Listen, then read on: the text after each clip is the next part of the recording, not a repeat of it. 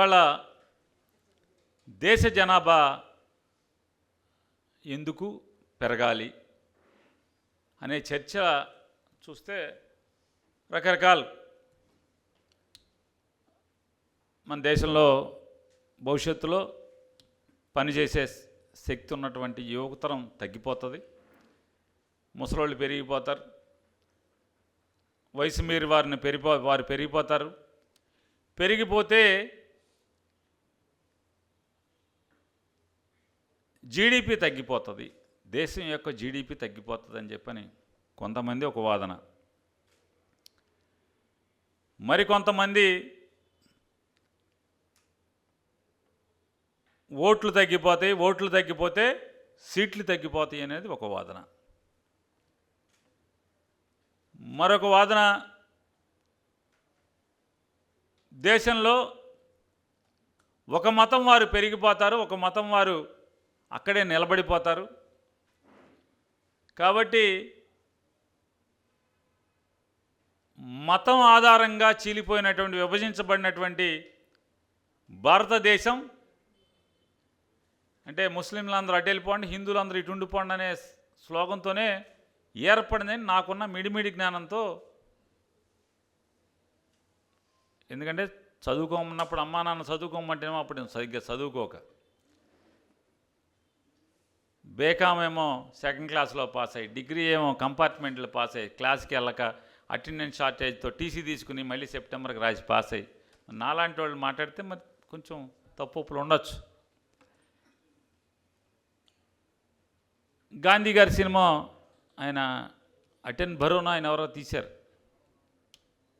Subject correction తప్పు ఉంటే సరిచేయండి. ఆయన సినిమాలో కూడా చూస్తే చిన్నప్పుడు మామూలుగా యువకుడిగా చూస్తే దాంట్లో ముస్లిమ్స్ అందరూ అటు వెళ్ళిపోండి, హిందువులు అందరూ ఇటు వచ్చేయండి, అక్కడి నుంచి ఇక్కడికి వచ్చేయండి. ఇప్పటికీ చెప్తారు మన వాళ్ళు చాలామంది మాట్లాడుతుంటారు. కొంతమంది అద్వానీ గారిది పాకిస్తాన్ అంటారు, లేదా ఇంకోళ్ళది ఇది అంటారు, జిన్నా గారిది భారతదేశం అంటారు. దీన్ని బట్టి మనకు అర్థమైంది ఏంటంటే ముస్లింలు అందరూ గుంపుగా వెళ్ళండి, హిందువులు అందరూ గుంపుగా రమ్మన్నారు. కాబట్టి మతం ఆధారంగానే దేశం విభజించారని మనకు అర్థమవుతుంది. ఇక్కడ ఒక మతం అక్కడ ఆగిపోతుంది, ఇంకో మతం పెరిగిపోతుంది. కాబట్టి ఒక మతం వాళ్ళు బాగా కనండి అని ఒక ఆయన అంటాడు. తర్వాత మనం ప్రపంచం అంతా చూసుకుంటే హ్యూమన్ సైకాలజీ ఎట్లా ఉంటుందంటే, పాలకులు చెప్పారని ప్రజల జీవితాలు ప్రభావితం చేసేటువంటి రోజులు పోయినాయి, పాలకులు పోయారు, మనుషుల యొక్క ఆలోచన సరళి నైజం కూడా మారిపోయింది. పాలకుల్ని నమ్మే పరిస్థితి లేదు. వాళ్ళ మీద కోపం వీళ్ళకి, వీళ్ళ మీద కోపం వాళ్ళకి అనే స్థితికి ఈరోజు వచ్చింది. ఎందుకు గతి లేదు. ఎందుకంటే అయితే వాళ్ళకి వేయాలి, లేకపోతే వీళ్ళకి వేయాలి, మధ్యలో ఇంకో కొత్తోడు ఎవరైనా వస్తే ఆడికి వేయాలి.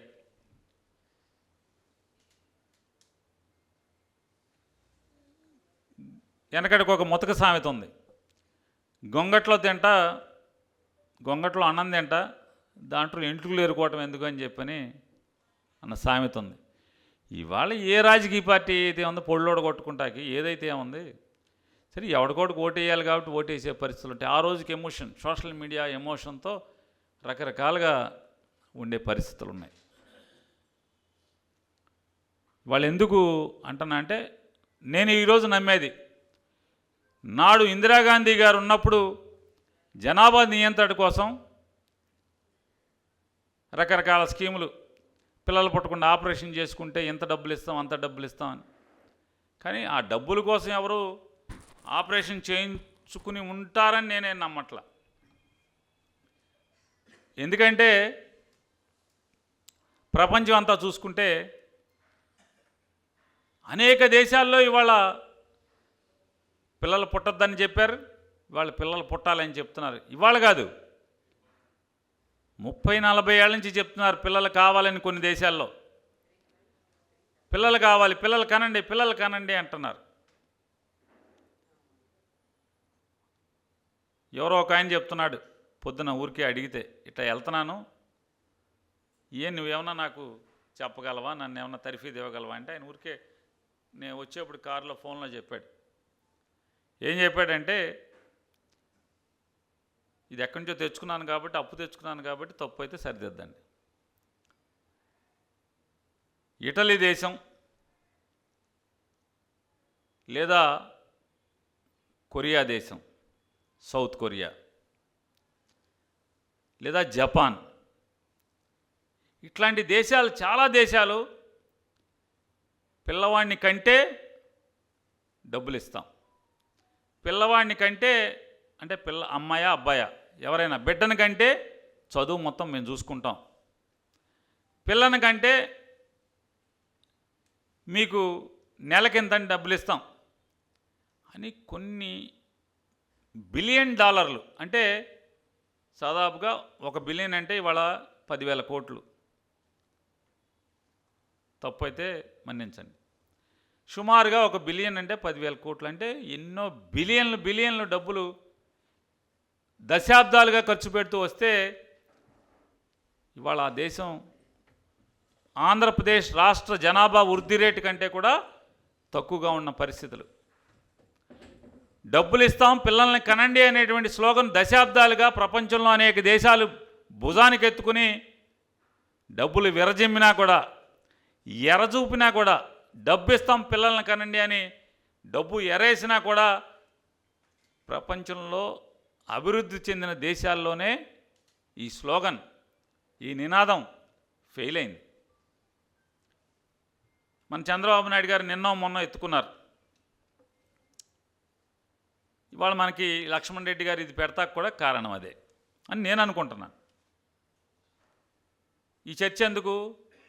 ఆంధ్రప్రదేశ్ రాష్ట్రానికి 175 సీట్లు ఉన్నటువంటి ఆంధ్రప్రదేశ్ అసెంబ్లీలో 164 సీట్లు ఇచ్చి చంద్రబాబు నాయుడు గారిని ముఖ్యమంత్రిని చేస్తారు కాబట్టి ఆయన ఇవాళ నాకు చాలా ముందు చూపు ఎక్కువ, సెల్ ఫోన్ని భారతదేశానికి తీసుకొచ్చింది నేనే, గ్యాస్ బండతో వంట చేయొచ్చు అని చెప్పని కనిపెట్టింది నేనే, చెప్పింది నేనే ఈ రాష్ట్రానికి లేదా దేశానికి, సాఫ్ట్వేర్ని తీసుకొచ్చింది నేనే, లేదా ఇంటర్మీడియట్లో ఎంపీసీ చదివి బీఎస్సీ చదివి మీరు కంప్యూటర్ కోర్స్ చేయండి అని చెప్పి అందరినీ ప్రభావితం చేసింది నేనే, నన్ను చూసి సుందర పిచ్చై కంప్యూటర్ల మీద చదువుకున్నాడు, కోర్సును చదువుకున్నాడు, క్వాంటమ్ కంప్యూటర్స్ని కనిపెడుతున్నది నేనే అని చెప్పి ఇలా అనేక నినాదాలు, ఆకర్షణీయమైన నినాదాలు ఇస్తున్నది ఆయనే కాబట్టి వాళ్ళ కొత్త స్లోగన్ బట్టి ఈ కొత్త చర్చ అని చెప్పి నేను అనుకుంటున్నాను. భారతదేశంలో ఆంధ్రప్రదేశ్ రాష్ట్రం అంటే సుమారుగా భారతదేశంలో జనాభా వృద్ధి రేటు, సరాసరి జనాభా వృద్ధి రేటు 2.1 ఉంటే ఆంధ్రప్రదేశ్ 1.45, గూగుల్లో కొడితే రకరకాలు. శిశు మరణాల శాతం బాగా మినిమైజ్ అయిందని నేను అనుకుంటున్నాను. పుట్టిన వాళ్ళు చనిపోయేది, శిశు మరణాలు బాగా తగ్గినాయి, మినిమల్. ఇదివరకులాగా పుడితే గ్యారంటీ లేదు, చచ్చిపోతాడేమో బతుకుతాడేమో గ్యారంటీ లేదనే స్థితి లేదు ఆల్మోస్ట్గా. ఎందుకంటే వైద్యం పెరిగింది, జనాల్లో చైతన్యం పెరిగింది. పూర్వం మందులు వేసుకునేవాళ్ళు కాదు, ఐరన్ క్యాప్సిల్ వేసుకునేటువంటి ఆడవాళ్ళు చాలా తక్కువ మంది ఉండేవాళ్ళు. అంగన్వాడీలు వచ్చినాయి, ఇంటికే గుడ్లు పెడుతున్నారు, ఎనిమిగ్గా ఉండకుండా ఉంటాకి ఆహారం పెడుతున్నారు కాబట్టి పెరిగింది. కాబట్టి నేను టీఎఫ్ఆర్ జనాభా వృద్ధి రేటు 2 పెద్ద తేడా ఉండదని నేను అనుకుంటున్నాను. 1.5 ఎంత ఉంది, ఉత్తరప్రదేశ్ 3 ఎంత ఉందని చెప్తున్నారు, 3, 4 ఉందని చెప్తున్నారు. ఇట్లా రకరకాలు. భారతదేశంలో ఉన్నటువంటి సరాసరి దానికంటే కూడా 4-5% మనం తక్కువ వెనకబడి ఉన్నాం జనాభా టీఎఫ్ఆర్లో. అయితే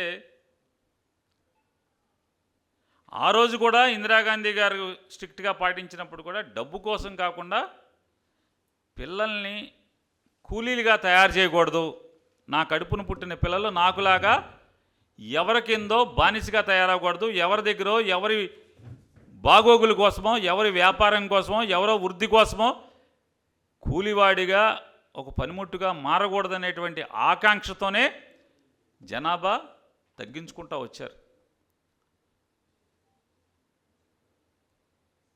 నిష్కర్షగా మాట్లాడుకుంటే, ఉన్నట్టు మాట్లాడుకుంటే, గతంలో మన కళ్ళకి మనం ఇక్కడ ఉన్నటువంటి వ్యక్తులను ఒకసారి మెమరీ రీకాల్ చేసుకుంటే, చాలామంది ముస్లిం కుటుంబాల్లో విపరీతంగా పేదరికం ఉండేది. చిన్న చిన్న పనుల్లో ఎక్కువ బాగా ఉండేవాళ్ళు. సైకిల్ మెకానిక్లోని అలా అని ఇలా అని చిన్న చిన్న పనులు, వెల్డింగ్లోని బాగా విపరీతంగా ఉండేది. ఇవాళ ముస్లిం కుటుంబాల్లో పేదరికంలో ఎంతమంది మీకు కనపడుతున్నారు ఒకసారి చూడండి. లేదా గిరిజన కుటుంబాల్లో లేదా దళిత కుటుంబాల్లో విపరీతంగా పేదరికలు ఉండేవి. కానీ వాళ్ళ ఆ స్థితి తగ్గుతూ వస్తుంది. ఎందుకని? ప్రతి వాళ్ళు చైతన్యం పొందుతున్నారు. నా బిడ్డల బాగుండాలి, భవిష్యత్తు బాగుండాలంటే, వాళ్ళకి చదువు నేర్పాలంటే, వాళ్ళని ప్రయోజకులుగా తీర్చాలంటే, నాకులాగా రెక్కల మొక్కలు చేసుకుని జీవించకూడదు, చాలీచాలని ఇంట్లో బతకూడదు, పేదరికంతో మగ్గిపోకూడదనేటువంటి చైతన్యం ప్రతి ఒక్కరిలో వచ్చింది. కాబట్టి వాళ్ళ జనాభా తగ్గుతూ వచ్చింది. చెప్తే పిల్లలు పుట్టకుండా ఆపరేషన్ చేయించుకుంటే డబ్బులు ఇస్తామని ఎర్ర కోసం మాత్రం పిల్లలు తగ్గించుకోలేనిది పాలకులు గమనించాల్సిన అవసరం ఉంది. అలాగే రేపొద్దున ఇవాళ చంద్రబాబు నాయుడు గారు 30,000 ఇస్తానని చెప్పి 3 అయితే 30, 4 అయితే 40 అంటే చంద్రబాబు నాయుడు గారి స్లోగన్స్ ఎట్లా ఉంటాయి అంటే, ఆయన గతంలో రామారావు గారిని కోల్దోసి ముఖ్యమంత్రిగా అయినప్పుడు కూడా ఆడపిల్లని కనండి ₹1,00,000 ఇస్తానని చెప్పాడు. ఆ ₹1,00,000 ఏంటంటే క్యాష్ కాదు, బాండ్ ఇస్తాడు. ఆ అమ్మాయికి 18 ఏళ్ళు అయ్యేప్పటికీ ₹1,00,000 అని బాండ్ ఇచ్చారు. నారా చంద్రబాబు నాయుడు గారు రామారావు గారిని పడేసి ముఖ్యమంత్రి అయిన తర్వాత బాండ్ తీసుకున్న ఏ ఆడపిల్ల 18 ఏళ్ళు దాటిన తర్వాత 1,00,000 డ్రా చేసుకుందాం మీరు లెక్కండి ఒకసారి. ఊరికే ఆయన మాట చెప్తాడు, బాండ్ ఇస్తాడు. 18 ఏళ్ళ తర్వాత ఆయన ఉండడు కదా. ఆయనేమో బ్యాంకులో డిపాజిట్ చేయడు ₹1,00,000. పోనీ ఆ రోజు ఎంతో కొంత డిపాజిట్ చేస్తే దాన్ని 18 ఏళ్ళ తర్వాత 1,00,000 వస్తుందంటే బ్యాంక్కి వెళ్ళొచ్చు. కానీ కాగితం ఉంచుకుని ఎక్కడికి వెళ్ళాలంట? గవర్నమెంట్ దగ్గరికి, women and child welfare office దగ్గరికి వెళ్ళాలంట. స్త్రీ శిశు సంక్షేమ అధికారి దగ్గరికి వెళ్తే కాగితం చూపిస్తే ఈ బాండు వాళ్ళు డబ్బులు ఇస్తారంట. గవర్నమెంట్ నుంచి రాలేదు. వీళ్ళకి ఒక 10 జతలు 15 జతలు చెప్పులు అరిగిపోయి ఆశ వదిలేసుకుని మానేయటం తప్పితే ఇది కూడా అంతే. ఈ ₹30,000 అన్నీ యూటర్న్. ఆయన రామారావు గారిని పడేయక ముందు 94, 93 సంవత్సరంలో చంద్రబాబు నాయుడు గారి సలహా మేరకు ఆయన సైన్యాధిపతిగా సారా మద్య నిషేధ ఉద్యమాన్ని బ్రహ్మాండంగా చేశారు. రామారావు గారు పడేసి వెంటనే మద్య నిషేధం తప్పు, మద్య నిషేధం ఎత్తేస్తున్నాం అని చెప్పారు. 2003లో మోడీ దుర్మార్గుడు బీజేపీతో, 2004లో బీజేపీతో మేము కలవటం అనేది చారిత్రక తప్పిదం అని చెప్పారు. 2014లో మోడీ అచ్చా హై, మోడీ చాలా మంచోడు, బీజేపీ దేశానికి అవసరం అని చెప్పని మళ్ళీ మోడీతో వెళ్ళారు, బీజేపీతో వెళ్ళారు. మళ్ళీ 2018లో మోడీకి భార్య లేదు, మోడీకి కొడుకు లేడు, మోడీకి మనవడు లేడు, కుటుంబమే లేదు, మోడీ ఒక టెర్రరిస్టు, మోడీ ఒక దొంగ. వాళ్ళ బామ్మర్ది గారు మోడీ అచ్చా హై లుచ్చా హై మోడీ బచ్చా హై అన్నాడు. బయటకు వచ్చారు. మళ్ళీ 24 వచ్చేప్పటికి మోడీ ప్రపంచ నాయకుడు, మోడీని మించిన నాయకుడు లేడు, భారతదేశానికి బీజేపీ చాలా అవసరం అన్నాడు. అంతకుముందేమో మత సామరస్యం దేశానికి అవసరం, బీజేపీని తనండి తోలండి దేశాన్ని నుంచి అన్నాడు. ఇప్పుడు అంటాడు నేను హిందువుని, ఏ జగన్ నువ్వు క్రిస్టియన్ అంటాడు. మళ్ళీ మతం. అంటే చంద్రబాబు నాయుడు గారు ఏ స్లోగన్కి, ఏ నినాదానికైనా, ఏ పాలసీకైనా దాని కాల పరిమితి ఇంత అని మనం చెప్పలేం.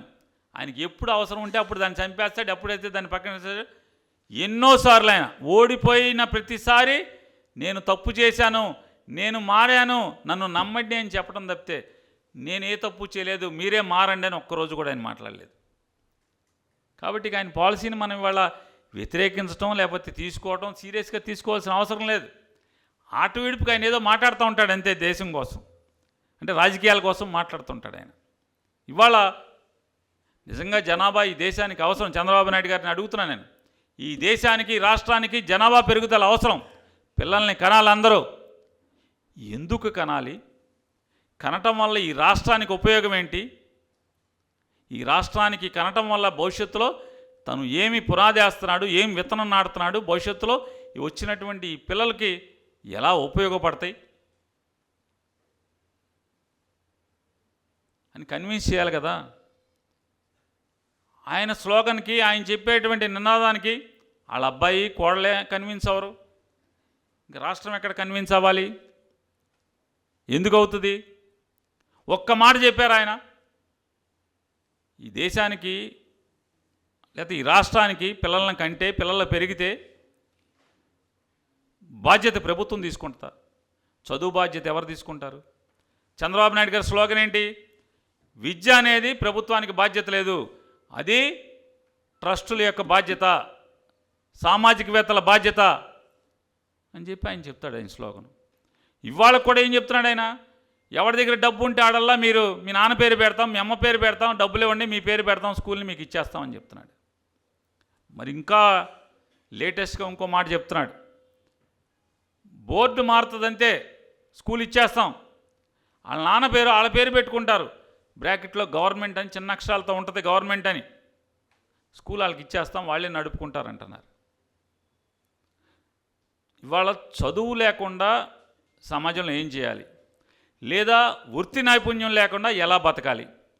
వృత్తి నైపుణ్యానికి మీరు ఏం చేస్తున్నారు? చదువుకు ఫ్రీగా నేర్పడానికి ఏమైనా చేస్తున్నారా? ఇవాళ వరకు 2 సంవత్సరాల నుంచి దాదాపుగా 8,000 కోట్ల రూపాయలు ఎంతో కాలేజీ పిల్లల ఫీజులు రీయింబర్స్మెంట్ చేస్తామని చెప్పని ఆ బాధ్యతను ఈరోజు కూడా ఆచరణలో పెడతలేదు. నయా పైసా బాకీ కొట్టరు. మొన్న ఎప్పుడో 1,200 కోట్ల రూపాయలకి చెక్ ఇచ్చి సోషల్ మీడియాలో ఆ చెక్కుని నారా లోకేష్ గారు, ఈ రాష్ట్ర విద్యాశాఖ మంత్రి గారు నారా లోకేష్ గారు దాన్ని సోషల్ మీడియాలో ఇచ్చి పండగ చేసుకోండి పేద విద్యార్థులందరూ అని చెప్పని చెప్తారు. ఇవ్వాల్సింది 8,000 చిల్లర కోట్లు, ఇచ్చిందేమో 1,200 కోట్లు అంటారు. అదేమో చెక్ ఏమో బౌన్స్ అవుతుంది, డిజానర్ అవుతుంది. ఎంత దిక్కుమాలిన స్థితి అంటే ఇవాళ ఉన్నటువంటి ప్రభుత్వాన్ని. రేపు జూన్ 12వ తారీఖు స్కూల్ తెరుస్తుంటే పేరెంట్స్ టీచర్స్ మీటింగ్ రోజు మేము పుస్తకాలని, బ్యాగుల్ని, బూట్లని ఇవ్వగలం. పుస్తకాలు ఇవ్వటానికి జూలైలో ఇస్తారంట. జూలై పేరెంట్స్ టీచర్స్ మీటింగ్ జూలైలో, ఆగస్టులో పెడతారంట, అప్పుడు ఇస్తారంట. ఏంటంటే ఇరాన్ అమెరికా వారు, ఇరాన్ ఇజ్రాయెల్ వార్ అంట. ఇజ్రాయెల్ వారికిను పుస్తకాలకిను ప్రింట్అవుట్కి సంబంధం ఏంటి? పుస్తకాలు ప్రింట్ అయ్యేది ఇజ్రాయెల్లోని, ఇరాన్లో కాదు కదా. ఈ బెజవాడలోనో హైదరాబాద్లోనో కదా ప్రింట్ చేస్తాను, లేదా భారతదేశంలో ఇంకో రాష్ట్రంలో ప్రింట్ చేస్తున్నారేమో. అంటే ఎంత దివాళాకోరు ప్రభుత్వం ఇదే అని చెప్పి చెప్తాకి. ఇవాళ ఫీజు రీయింబర్స్మెంట్కి 8,000 కోట్లు కడతాకి లేదు. మెడికల్ కాలేజీని కడతాకి ఇప్పుడు ఇంతమంది కొత్తగా పిల్లల్ని కంటారు, డాక్టర్లు ఎక్కడి నుంచి వస్తారు? పిల్లల డాక్టర్ని ఎక్కడి నుంచి వస్తారు? డెలివరీ చేయటే గైనకాలజిస్టులు ఎక్కడి నుంచి వస్తారు? జనాభా పెరుగుతూ ఉంటే దానికి సరిపడా డాక్టర్లు కావాలా అక్కర్లేదా? ఏదైనా పాలకుడు, అది పేరుని నాని సీఎమ్మ, చంద్రబాబు నాయుడు గారు సీఎమ్మ, ఎవరన్నా అయితే బాబురావు గారు సీఎమ్మ, ఈశ్వరయ్య గారు సీఎమ్మ, ఎవరన్నా అవని మాలో మేమేం చేయాలి? నా భార్యకో, నా కోడలకో, నా మనవరాలకో ఏఐతో డాక్టర్ లేకుండా ఏఐతో డెలివరీ చేయించిదిగో నేను చూపించానయ్యా నా కోడలకి, లేకపోతే నా మనవరాలకి, నా భార్యకి ఏఐతో డెలివరీ చేయించాను, మీరందరూ కూడా ఆచరించండి, డాక్టర్లు అక్కర్లేదు మనకి ఏఐ డాక్టర్లు అని. లేదా నాకు ఇబ్బంది వస్తే, నేను ముఖ్యమంత్రి, నాకు ఇబ్బంది వస్తే ఇదిగో నేను ఏఐ డాక్టర్తో వైద్యం పొంది బాగుపడ్డాను, డాక్టర్కి నయా పైసా ఎవరికి ఖర్చు అవ్వలేదు, ఎవరికి ఫీజు ఇవ్వలేదు, రూపాయి మందు అక్కర్లేదు అని చెప్పని రుజువు చేసి కదా ఈ రాష్ట్రానికి ఉప ముఖ్యమంత్రి, ముఖ్యమంత్రితో సమానమైన హోదా ఉన్నటువంటి ఉప ముఖ్యమంత్రి గారు ముక్కులో చిన్న కంతి వస్తే హైదరాబాద్ వెళ్ళి 20 రోజులు హాస్పిటల్లో ఉండి ఆపరేషన్ చేయించుకునేటువంటి దిక్కుమాలిన పరిస్థితి రాష్ట్రంలో ఉంటే మరి ఏమవ్వాలి? వాళ్ళ జనాభా, పుట్టిన జనాభా అంతా ఏమవ్వాలి? ఎవరు డెలివరీ చేయాలి? పుట్టిన బిడ్డలకి బతికిస్తాకి, చచ్చిపోకుండా బతకటానికి డాక్టర్లు ఎక్కడి నుంచి తేవాలి? పిల్లల డాక్టర్ నుంచి. హాస్పిటల్లో మందుల బడ్జెట్నే మీరు కట్ చేస్తారా? సంవత్సరం కిందటేడు బెజవాడ హాస్పిటల్కి సపోజ్ ఒక 10 కోట్లు అయితే ఈ సంవత్సరం 6.5 కోట్లు అంట. బందర్ హాస్పిటల్లో కిందసారి 4 కోట్లు 5 కోట్ల బడ్జెట్ ఉంటే ఈ సంవత్సరం 2.5 కోట్ల బడ్జెట్ అంటట. ప్రతి ఊరు వాడ పల్లెటూళ్ళలో ప్రాథమిక ఆరోగ్య కేంద్రాల దగ్గర నుంచి కూడా బడ్జెట్ కట్ చేసుకుంటూ వెళ్తారు, మందుల బడ్జెట్ కట్ చేస్తారు. ఎక్కడ ఎలా బతకాలి జనం అంటారు. ఉన్నోళ్ళకు దిక్కు లేదు. పాలకుడు ఎవడైనా చెప్పాలంటే ఇది పద్ధతా అని అడుగుతున్నాను నారా చంద్రబాబు నాయుడు గారిని. మీరు చెప్పండి, ఎందుకు ఆంధ్ర రాష్ట్రంలో ఉన్నటువంటి యువకులు పిల్లల్ని అధికంగా కనాలి? 3వ బిడ్డని 4వ బిడ్డని ఎందుకు కనాలి? మీరేం చేస్తారు? మీ ప్రభుత్వం ఏంటి? అంటే మీ పదవీ జీవితం మరొక 2.5 సంవత్సరాల్లో ముగిసిపోతుంది. ఈ పిల్లల కంటం బిగించేస్తే ఈ పాలసీలన్నీ ఉంటాయా ఉండవా? రేపు ఇంకొక ఆయన అవుతాడు, ఇది కరెక్ట్ కాదే, పిల్లల్ని కంటం అనేది కరెక్ట్ కాదంటారు. ఎలా ఇది అని అడుగుతున్నాను. కాబట్టి మనం ఒకటే ఇక్కడ ఉన్నటువంటి పెద్దలందరికీ నా వ్యక్తిగత అభిప్రాయంగా ఇటువంటి రాజకీయ స్లోగన్ల గురించి మనం ఆందోళన చెందాల్సిన పని లేదు. రాజకీయ నాయకుల్ని చాలా పలచనగా తీసుకుంటున్నారు జనం. రాజకీయ నాయకుల యొక్క ప్రకటనల్ని లేదా వాగ్దానాలని ప్రజలేమి నమ్మే స్థితిలో లేరు. ఎందుకంటే చంద్రబాబు నాయుడు గారిని చూస్తున్నాం, ఆర్టీసీని అమ్మకానికి పెడతానంటున్నారు. ఆయన ఇవాళ కాదు, ఆయన ఎప్పుడున్నా కూడా ఆర్టీసీని అమ్మకానికి పెట్టేటువంటి ఆలోచనలో ఉంటారు ఆయన. ఆర్టీసీ ఎందుకు కావాలి ప్రజలకి? ప్రైవేటు వాడు పోటీగా ప్రభుత్వం చేత ఒక వ్యవస్థ లేకపోతే ఆ వ్యవస్థలో వాళ్ళు లూటీ చేస్తారు. కాబట్టి ఆ వ్యవస్థను అడ్డం పెట్టి ప్రైవేటు వ్యవస్థకు మొత్తం అప్పు చెప్తే ఇవాళ స్కూల్స్ అన్నీ కూడా ఎందుకు దోచుకుంటున్నాయి అని గోల చేస్తున్నాం మనం.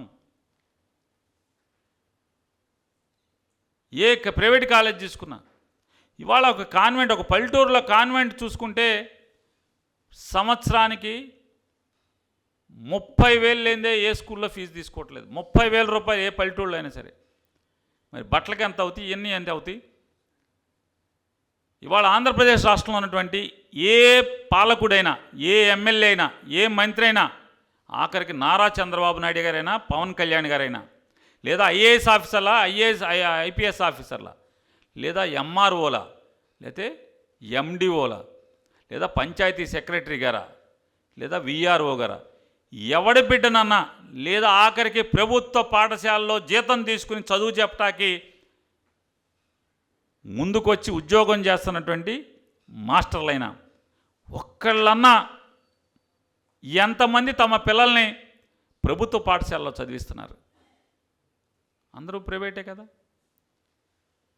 మరి అట్లాంటప్పుడు ఒక్కొక్క పిల్లోడికి ఎంత అవుతుంది?